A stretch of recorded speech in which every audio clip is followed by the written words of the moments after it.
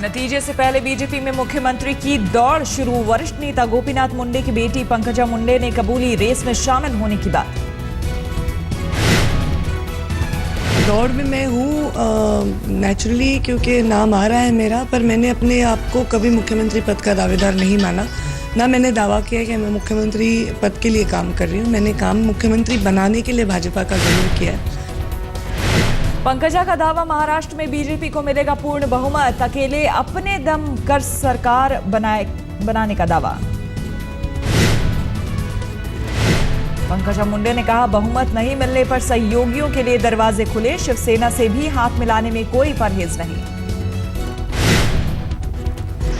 Maharashtra BJP के नेता विनोद तावड़े ने ट्वीट किया, कहा आला कमान करेगा मुख्यमंत्री पर फैसला।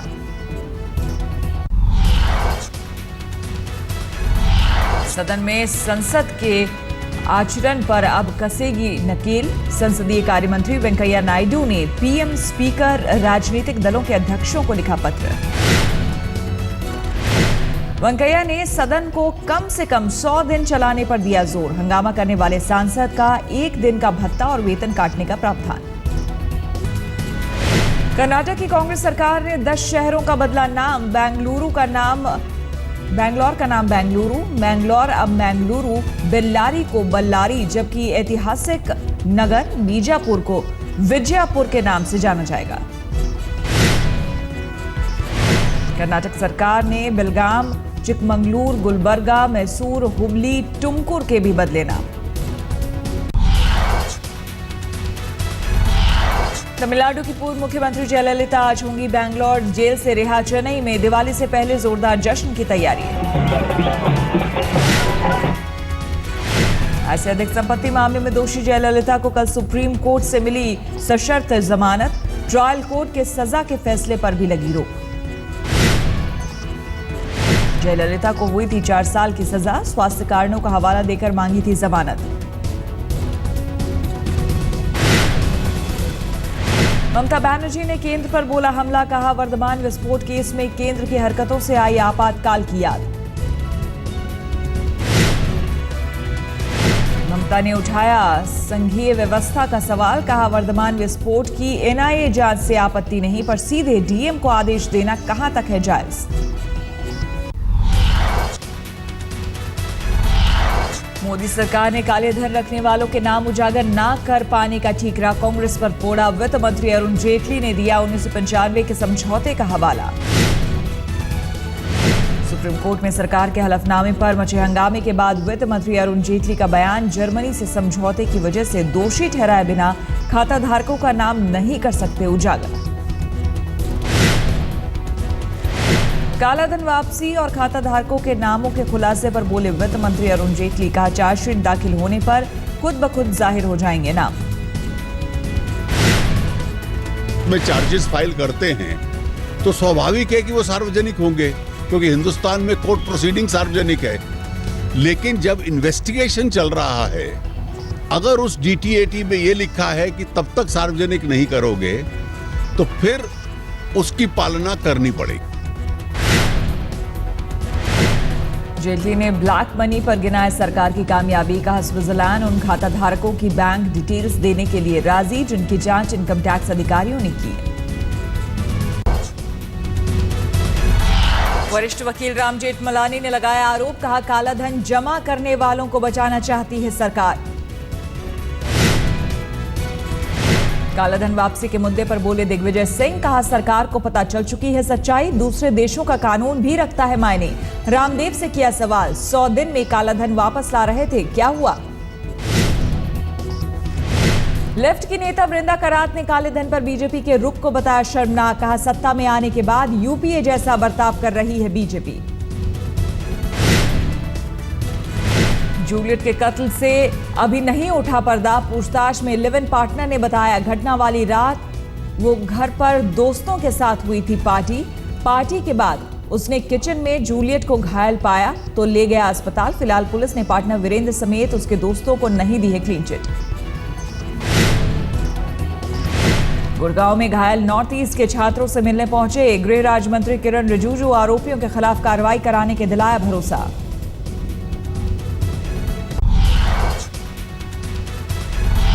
बिहार के मोतिहारी में सीएम जीतन राम मांझी ने फिर दिया बेतुका बयान, कहा इलाज ना करने वाले डॉक्टरों का काट दूंगा हाथ। पीएमसीएच में गड़बड़ी हुई, हम कितने लोगों को घर बैठा दिया। लोग कहता है आज तक इन लोगों पर कोई कार्रवाई नहीं की, लेकिन हम कहते हैं जीतन मांझी बुद्धू है। जीतन मांझी गरीब घर का परिवार है, वो जानता है कि यहाँ गरीबों का इलाज होता है और गरीबों के साथ खिलवाड़ करेगा, जीतन मांझी उसका हाथ काट देगा, इसमें कोई देर नहीं है। अभी गरीबों का इलाज नहीं करने वाले डॉक्टरों को मुख्यमंत्री की दो टूक, कहा घोटालेबाज और लापरवाह डॉक्टरों की अब खैर नहीं। आरजेडी सांसद पप्पू यादव ने बिहार के मुख्यमंत्री जीतन राम मांझी का किया बचाव, कहा भावुक हो गए थे मुख्यमंत्री। उन्होंने जो भीतर के दर्द से जो जिन बातों पर उन्होंने कही है, उनका स्पष्ट रूप से यह नहीं है कि किसी को आहत किया जाए, लेकिन जो चीज़ें आज समाज में हो रही है, उन्होंने गरीबों के हित में, गरीबों के दर्द को, गरीबों के शोषण को ध्यान में रखते हुए उन्होंने बातें कही। जम्मू कश्मीर में एक बार फिर लहराया आईएसआईएस का झंडा। श्रीनगर के जामिया मस्जिद इलाके में जुमे की नमाज के बाद कुछ नकाबपोश के हाथों में दिखे आईएसआईएस के झंडे। 3 महीने में चौथी बार कश्मीर घाटी में दिखा आईएसआईएस का झंडा, सुरक्षा अधिकारियों ने जताई चिंता। पाकिस्तान सुधरने को तैयार नहीं, बीती रात पुंछ सेक्टर में फिर फायरिंग। हमीरपुर इलाके में पाकिस्तान ने भारतीय पोस्ट को बनाया निशाना, बीएसएफ ने दिया करारा जवाब। जानलेवा बीमारी इबोला से निपटने के लिए स्वास्थ्य मंत्रालय ने कसी कमर, देश के 18 एयरपोर्टों पर 24 घंटे डॉक्टरों और इंस्पेक्टरों की तैनाती।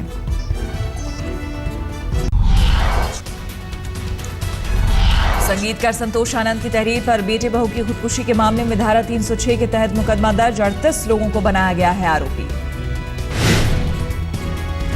गाजियाबाद में लोगों की मदद से बची हादसे में जख्मी ड्राइवर की जान, साहिबाबाद थाने के ठीक सामने हुई थी 2 ट्रकों की भिड़ंत। दिल्ली पुलिस ने कुछ ही घंटे में किडनैपिंग के मामले को सुलझाया। कंजावाला इलाके से किडनैप लड़की को कार सवार बदमाशों से पीछा कर छुड़ाया। ट्यूशन पढ़ने गई लड़की को बदमाशों ने किया था अगवा, किडनैपर्स की गाड़ी के टायर में गोली मारकर पुलिस ने किया वारदात को नाकाम, हिरासत में आरोपी। वाराणसी खाद्य विभाग की टीम ने छापा मारकर 5 क्विंटल नकली मावा किया बरामद, मिलावटखोरों पर नकेल कसने के लिए प्रशासन ने बनाई है टीम।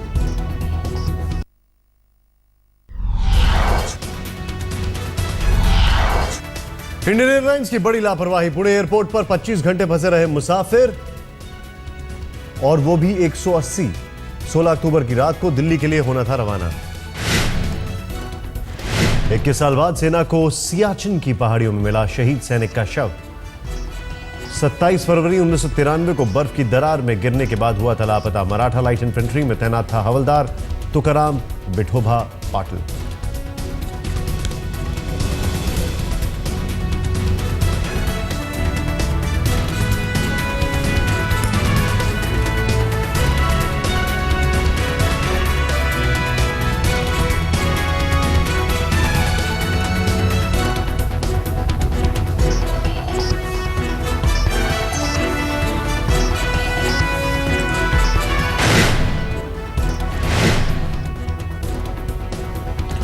हुदूद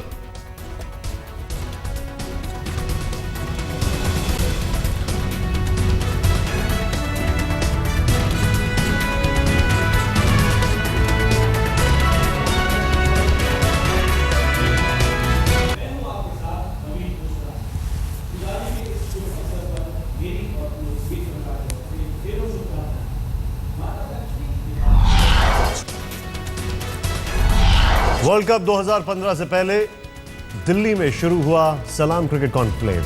आज तक के मंच पर लगा महारथियों का मेला। वर्ल्ड कप चैंपियन टीम के कप्तानों ने की शिरकत। टेलीविजन पर पहली बार एक साथ एक मंच पर दिखे विश्व कप विजयी कप्तान। 7 विजेता कप्तानों के अलावा विश्व कप विजेता टीम के 13 महारथी भी मौजूद। Allan Border, Clive Lloyd, Arjuna Ranatunga, Sourav Ganguly, Kapil, Imran Khan, Ricky Ponting समेत कई क्रिकेटर रखेंगे अपनी राय।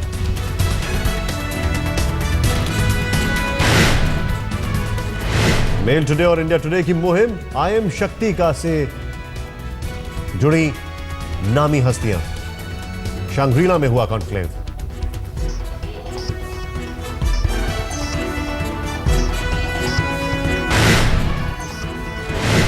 आई एम शक्ति कॉन्क्लेव में शामिल हुई मेनका गांधी। मिशन को सराहा गया। मोदी सरकार भी बेटी बचाओ अभियान के तहत शुरू कर चुकी है जागरूकता मिशन। महिलाओं की सुरक्षा की सीख और जागरूक बनाना आई एम शक्ति का मकसद। पूर्व आईपीएस किरण बेदी ने भी दिए सुरक्षा के टिप्स।